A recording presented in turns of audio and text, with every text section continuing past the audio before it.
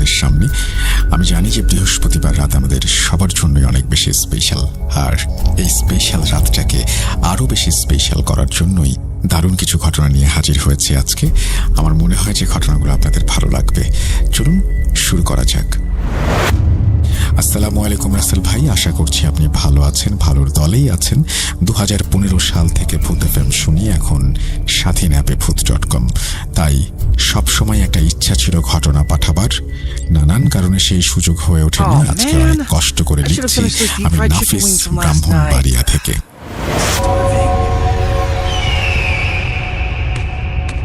সালটা 2015। নতুন বাসায় উঠেছি। বাসাটি ছিল দোতলা, ছাদে একটি রুম। মূলত ছাদের রুমে একজন মহিলা তার 2 সন্তান নিয়ে বাস করতেন। অনেকদিন আগে তারা চলে গিয়েছেন। কেন গিয়েছেন কেউ জানে না। আমার বাসার 2য় তলায় বাসায় উঠে আমরা আমাদের সকল আসবাবপত্র গুছিয়ে নিই। সমস্ত কিছু একদম গুছাতে এশার নামাজের আজান দিয়ে দেয়। নামাজ আদায় করে আমি এবং আমার ভাই ছাদে হালকা বাতাস খেতে গেলাম। ছাদে যাওয়ার সাথে সাথে একটা জিনিস খেয়াল করলাম, বিল্ডিংয়ের পেছন দিয়ে একটি কৃষ্ণচূড়া গাছ ছাদের ওপর দিয়ে তার ডালপালা এবং পাতা ছড়িয়ে দিয়েছে। আর চাঁদের আলোয় কি সুন্দরী না লাগছে। প্রকৃতির এই দৃশ্য দেখে আর কথা বলতে বলতে কখন যে 9টা বেজে গেছে বুঝতেই পারিনি। বাসায় গিয়ে খাওয়া দাওয়া শেষ করে আমি আমার ভাই দুজনে রাত 12টা পর্যন্ত কথা বললাম, গেম খেললাম। রাত আনুমানিক 1:30টায় আমার ঘুম ভাঙলো। খেয়াল করলাম ছাদে কেউ একজন হাঁটছে। ভাবলাম এত রাতে ছাদে কে হাঁটবে। মনের ভুল ভেবে ঘুমিয়ে পড়লাম। সকাল হতেই শুনতে পেলাম আমার ভাই মাকে বলছে রাতে ছাদে হাঁটতে গিয়েছিলাম। না তো, হাঁটতে যাব কেন, তা আবার ছাদে, কি বলিস এসব। আমি তখন গিয়ে বললাম কি হয়েছে। আমার ভাই আমাকে যা বলল তা ছিল অনেকটা এরকম, আমি যখন ঘুমিয়েছিলাম তখন ছাদে কারো হাঁটা চলার শব্দ পেয়েছে। বেশি রাত হওয়াতে সকালে উঠে জিজ্ঞেস করবে ভেবেছিল। আমি বললাম আমি যাইনি, আমি হাঁটার শব্দ শুনেছি, ভাবলাম আজ না হয় গিয়ে দেখব। রাত 2টা, আবার আমার ঘুম ভাঙলো হাঁটার শব্দে। ভাবলাম গিয়ে দেখে আসি কে হাঁটছে ছাদে। যেই ভাবা সেই কাজ। ফোনের লাইট নিয়ে ছাদে চলে গেলাম। ছাদে যাওয়ার সাথে সাথে দেখলাম একটা কালো ছায়া নিমেষে হাওয়ায় মিলিয়ে গেল। বুকটা কেঁপে উঠল। আমি তাড়াতাড়ি বাসায় চলে আসলাম। সকাল হতেই আমি বাসার সবাইকে কথাটি বলি, কিন্তু কেউ বিশ্বাস করতে চায় না। আমি আমার ভাইকে বলি তাহলে ঠিক আছে আমাদের ছাদের রুমে রাতটা কাটাই, দেখি কিছু হয় কিনা। বাসার দারোয়ান আঙ্কেলের কাছ থেকে আমরা ছাদের রুমের চাবি নিয়ে আসি। 2 রাত সজাগ থেকে রাত 2টা বেজে যায়, অথচ আমাদের কিছুই হয় না। যেই না চোখ ঘুমে বন্ধ হয়ে আসছে তখনই রুমের দরজায় কে যেন টোকা দিচ্ছে অনুভব করলাম। দরজা খুললাম, কেউ নেই। আবার লাগিয়ে দিলাম। কিছুক্ষণ পর আবার সেই একই কাণ্ড, তবে এবার মনে হচ্ছে কেউ দরজায় ঢিল জাতীয় কিছু একটা ছুটছে। দরজা খুললাম, কেউ নেই।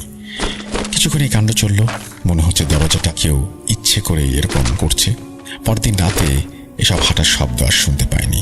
মনের ভুল ভেবে অথবা বেশি রাত সজাগ থাকার কারণে সমস্ত ভুল শুনেছি মনে করে বিষয়টা ভুলে যাই। একদিন রাতে আমার পানির পিপাসা লাগে। আমি আমার রুম থেকে বের হই পানি খাওয়ার জন্য। গিয়ে দেখি আমার ভাই ডাইনিং এর পাশে উল্টো দিক ঘুরে দাঁড়িয়ে আছে। আমি বললাম কিরে, এত রাতে এখানে কি করিস? সে কোনো জবাব দিল না।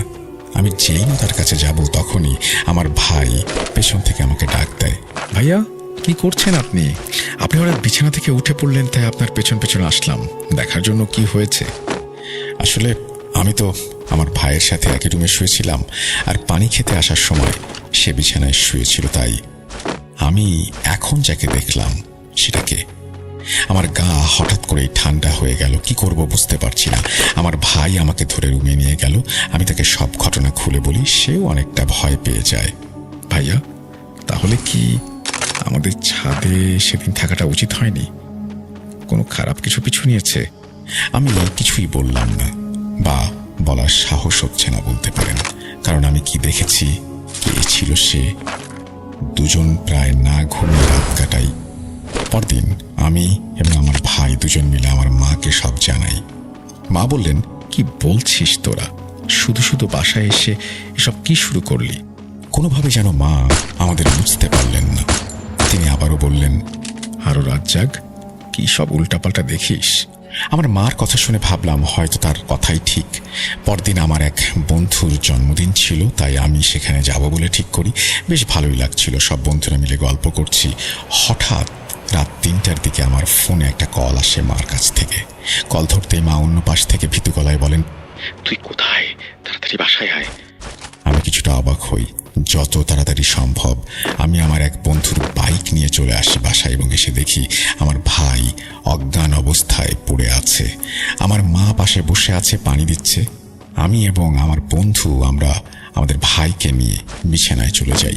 আমরা তাকে কি হয়েছে জিজ্ঞাসা করতেই সে যা বলে তা রক্ত হিম করে দেওয়ার মতো। আমি সোফায় গেম খেলছিলাম, এক পর্যায়ে ঘুমিয়ে যাই। রাত 3টার সময় আমার ঘুম ভাঙে অদ্ভুত আওয়াজে। আওয়াজ আসছিল রুম থেকে এবং আওয়াজটা ছিল গড়গড় গড়গড় গড়গড়।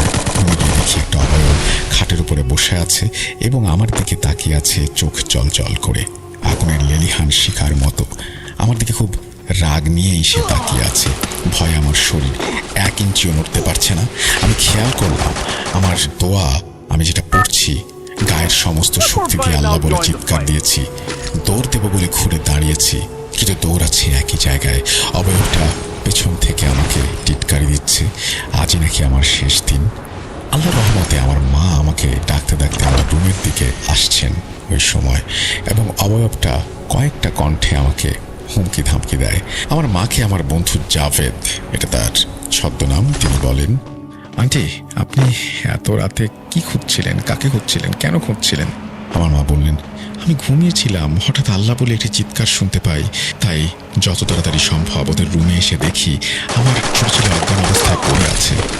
সকাল হলে আমি এক হুজুরের সাথে দেখা করি। হুজুর বলেন, আমি মাগরিবের নামাজের পর তোমার বাসায় আসব।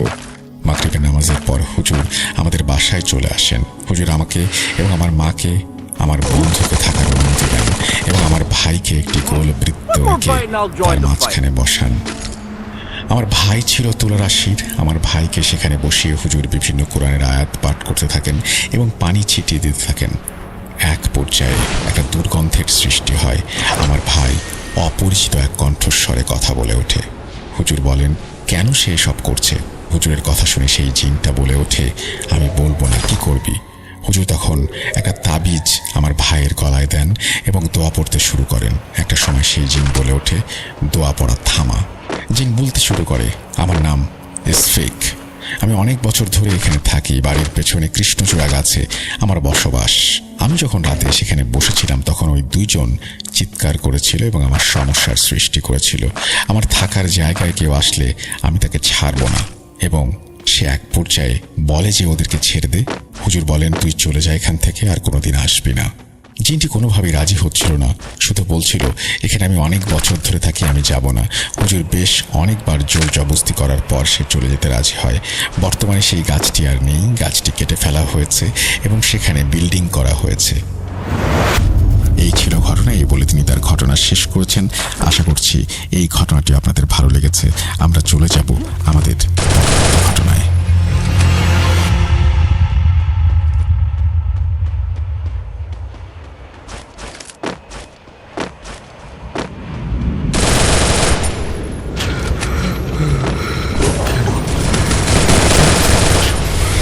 আমি শুধু তোমার সাথেই থাকতে চাই। কিভাবে সম্ভব? তোদের এই পৃথিবীতে থাকতে নেই। তুমি তুমি চলে যাও, চলে যাও, প্লিজ চলে যাও। সবটাই কি ইলুশন, নাকি অন্য জগতের কেউ